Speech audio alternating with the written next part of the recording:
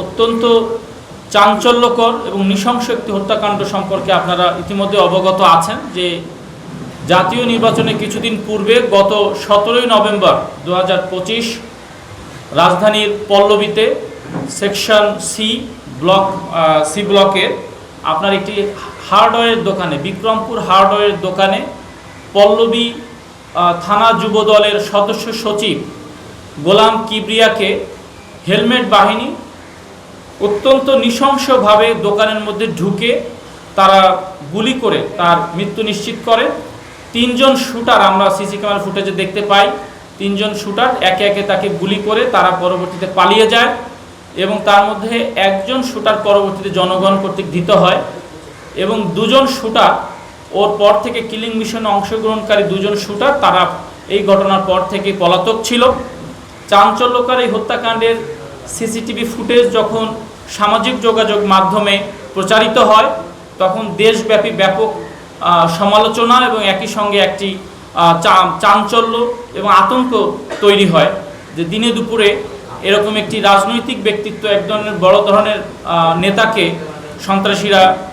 ওপেনে দিনে দুপুরে গুলি করে তাকে হত্যা নিশ্চিত করে। এরই ধারাবাহিকতায় আমাদের র্যাপিড অ্যাকশন ব্যাটালিয়ন র্যাব 4 আমরা এই ঘটনাস্থলে যাই, সিসি ক্যামেরা ফুটেজ সংগ্রহ করি, আশেপাশে সিসি ক্যামেরা ফুটেজ সংগ্রহ করি এবং আমরা এই ঘটনায় কিলিং মিশনে যারা অংশগ্রহণ করেছে এবং মাস্টার মাইন্ড তাদেরকে ধরার জন্য ছায়া তদন্ত শুরু করি। ছায়া তদন্তের এক পর্যায়ে ইতিমধ্যে আপনারা জেনেছেন যে আমরা এই ঘটনার অন্যতম পরিকল্পনাকারী এবং ঘটনার সঙ্গে সরাসরি জড়িত পাতা সোহেল এবং বুকপোড়া সুজনকে আমরা আগেই গ্রেপ্তার করেছিলাম। কিন্তু এই হত্যাকাণ্ডের কিলিং মিশনে অংশগ্রহণকারী 2 জন অন্যতম শুটার যারা সরাসরি সিসি ক্যামেরা ফুটেজে আমরা দেখতে পাই যে হেলমেট পরে অস্ত্র নিয়ে আমাদের ভিকটিম নিহত গোলাম কিবরিয়াকে গুলি করে, তারা ধরাছোঁয়ার বাইরে ছিল এবং তারা দীর্ঘদিন ধরে পলাতক ছিল। কিন্তু তারপরেও যেহেতু এটি একটি অত্যন্ত চাঞ্চল্যকর হাই ভোল্টেজ একটি হত্যাকাণ্ড, আমরা এই পলাতক আসামিদেরকে ধরার জন্য আমাদের প্রচেষ্টা, তদন্ত এবং